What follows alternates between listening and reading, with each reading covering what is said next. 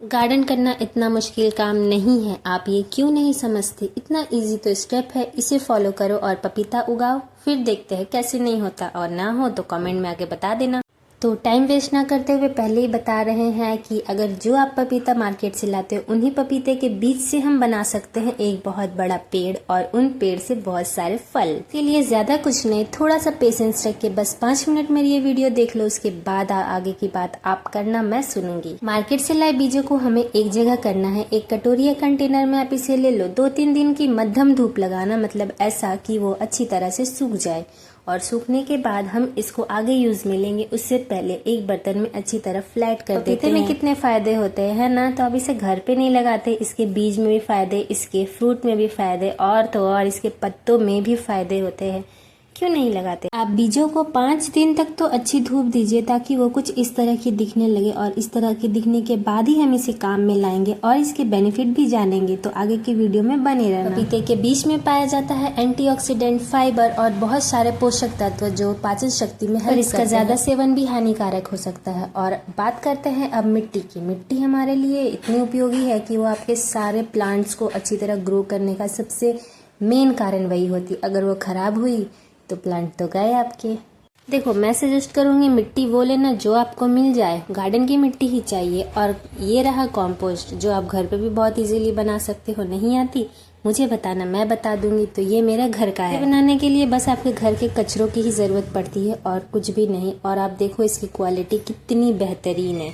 थोड़ा सा रेतीला होना चाहिए ताकि बीजों को अंकुरित होने में टाइम नहीं लगे और अच्छी तरह से प्लांट्स ग्रो करें। मिट्टी की क्वांटिटी को जानना क्यों जरूरी होता है, ये भी आपको जानना बहुत जरूरी है, क्योंकि मिट्टी किस तरह की होनी चाहिए, प्लांट्स किस तरह ग्रो करते हैं, कितने दिन लगते हैं, ये सारी जानकारी होना भी बहुत जरूरी होती है। प्लांट्स के लिए बस इसे ग्रो करने में सबसे मेन काम करता है ये गोबर। आपको बहुत याद रखना है कि गोबर सूखा या फिर लिक्विड टाइप में देना है, गीला मत डालना, वरना प्लांट में कीड़े लग सकते हैं, प्लांट्स सड़ सकते हैं। प्लांट्स को इन्हीं 3 चीजों से आप बहुत अच्छी तरह से ग्रोथ भी दिला सकते हो और बहुत मजबूती भी दे सकते हो। आप प्लांट की इतनी सेवा करने के लिए तैयार हो तो ये सेवा भी जरूर कर देना कि उसे एकदम धूप मत दे देना। मतलब ऐसा आउटडोर इंडोर वाला धूप होता है ना, जो 1-2 घंटे के लिए लगती है, बस वैसा ही धूप आपको देना है। नहीं तो प्लांट्स तो बोलेंगे भाई साहब मुझे छोड़ दो, नहीं होगा आपसे। मिट्टी में नमी भी बहुत जरूरी है। अब 2-3 घंटे के धूप के बाद आपको मिट्टी की सॉइल को देखना है कि वो किस टाइप की है। आपको मिट्टी में पानी भी उसी हिसाब से डालना है। जैसे किसी भी जगह की मिट्टी थोड़ी कड़ी, थोड़ी नरम, थोड़ी बलुई होती है, तो इस हिसाब से मिट्टी जहाँ बलुई है वहाँ आप 1 से 2 दिन में पानी दे, या फिर जहाँ मिट्टी बिल्कुल कड़ी है वहाँ दिन में 2 बार पानी दे। इस तरह करके आप मिट्टी को मैनेज कर सकते हैं। आप इस मिट्टी को गमले में ले सकते हैं। मैं यहाँ जमीन पे ही कर रही हूँ, तो मैं इसे अच्छी तरह से बिछा लूंगी पूरी तरह। अच्छी तरह मिट्टी को भिजाने के बाद आपसे 1 से 1.5 इंची तक, आप ध्यान से देखो, 1 से 1.5 इंची तक आपको इसे होल करना है, ताकि मिट्टी में हम अच्छी तरह से बीजों को लगा सके, और थोड़ा गैप दे के रखना ताकि ग्रो कर सके।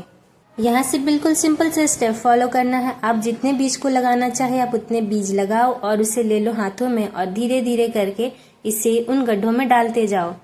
और इसके साथ कुछ ट्रिक्स है जो मैं आपको आगे की वीडियो में बताऊंगी। उसके लिए वीडियो में बने रहना, और वीडियो अच्छा लगे तो लाइक जरूर करना। आप देखो मेरे यहाँ पे पूरी तरह से बीजों को लगाना कंप्लीट हो गया है, और ऊपर से मैं मिट्टी को ढक दूंगी। मिट्टी में थोड़ी नमी बनाए रखने के लिए हमें एक काम करना है, क्या पानी डालना है ना बॉस, तो फटाफट पानी डाल देते हैं। बिल्कुल हल्का छिड़काव करना है, मिट्टी को एकदम गीली नहीं करनी है। मिट्टी मैनेज कैसे होगी ये क्वेश्चन आ रहा होगा ना, तो ये देखो मेरी मिट्टी से पानी नीचे बह के आ रहा है, मतलब मुझे इसमें गैप देना है। मतलब आज दिया है तो अब कल पानी देना है, बस इस तरह मिट्टी मैनेज करो। 10 दिन के बाद जादू होगा और आपको दिखेंगे छोटे छोटे क्यूट प्लांट। 15-16 दिन में आपको ये रिजल्ट दिखने मिलेगा, जहाँ से छोटे छोटे अंकुर निकलने चालू हो जाएंगे। और आपको 26 से 27 दिन के बाद फिर एक मैजिक दिखेगा, जहाँ पे आपको बहुत बहुत खुशी होगी। तो अब बताओ, पपीता उगाना इजी है कि हार्ड है। आई होप आपको इजी लगा होगा। अब ये देखो, एक बीता का प्लांट हमारा 25 दिन में निकल गया। जैसे घर में बच्चों को केयर करते हो ना, थोड़ी सी केयर इसे भी दे दो, मतलब 10% दे दोगे ना, तो ये आपको बहुत अच्छी ग्रोथ देगा और आपको हैप्पी भी रखेगा। अब अच्छी तरह से सब तो नहीं हो सकता। अब जैसे इसके देखो पत्ते इसके मुड़ गए हैं, तो हमें क्या करना है, इसे इसके प्लांट से अलग कर देना, नहीं तो ये पूरे प्लांट को ही खराब कर देगा। तो इससे अच्छा है इसके ऊपर के पत्ते को हटा दो, और जो पीले पड़े हैं उन्हें भी। अब इसे लगाने के बाद थोड़े दिन के वेट करने के बाद लगभग 1 डेढ़ महीने के बाद कुछ ये देखने को मिलेगा, तो मज़ा आया ना। देखो कितना क्यूट लग रहा ना देखने में। आप देखो प्लांट मेरा कहाँ तक आ रहा है। और एक बात बता दे, इसे अगर चींटी लगी तो आपको क्या करना है, लक्ष्मण रेखा होगा, हल्दी भी होगी, पानी में घोलो और हल्का सा स्प्रे कर दो, चींटी से छुटकारा। ये तो आपने देखा, अब चलो कुछ अलग से दिखाते हैं। तो इसके ऊपर ही जहाँ ये मेरे पूरे लगे हुए हैं पपीते के प्लांट, जस्ट उसके ऊपर आप देखो झींगा, तरोई, नेनुआ, आप जो भी बोलते हो, कितने सारे ना। जून जुलाई में तो सब्जी सूख जाते हैं, यहाँ इतनी हरियाली क्यों है? क्यों नहीं होगी? केयर करनी पड़ती है, थोड़ा सा प्यार देना पड़ता है। तो जानना है क्या करना पड़ता है तो फटाफट कमेंट कर देना। और ये देखो इसकी हार्वेस्टिंग मैंने साइड में लगा कर रखी है।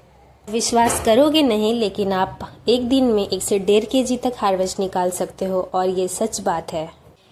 इस पत्ते को क्या बोलते हैं? हमारे यहाँ कर्मी बोलते हैं, मुझे नहीं पता आपको क्या बोलते हैं। और आज की हार्वेस्टिंग के साथ हम यहाँ पर वीडियो खत्म करेंगे। उससे पहले देखो पपीते की हार्वेस्टिंग। प्लांट्स लगने के बाद 10 से 11 महीने के बाद आपको हार्वेस्टिंग करने को जरूर मिलेगी। और वीडियो अच्छा लगे तो लाइक, सब्सक्राइब, शेयर